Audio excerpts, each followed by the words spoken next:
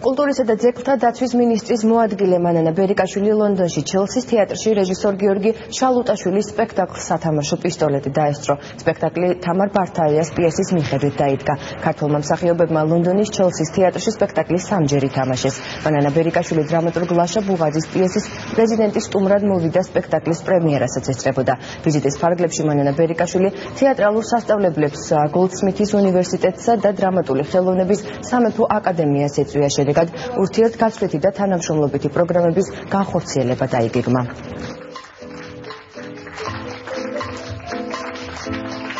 წარმატებული წარმოდგენა იყო.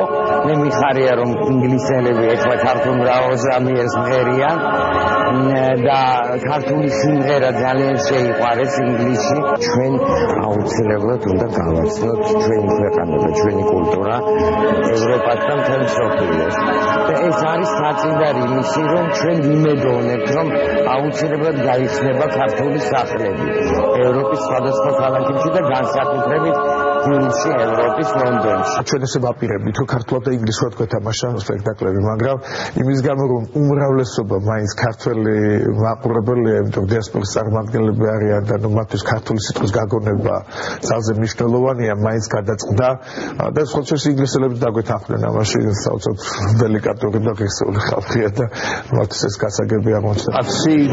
მე ვნახე რამდენიმე სპექტაკლი ქართველების მონაწილეობით. ამ დადგმაში ორი ადამიანის გზა იკვეთება. ნამდვილად ნასიამოვნები დავრჩი და აღფრთოვანებული ვარ.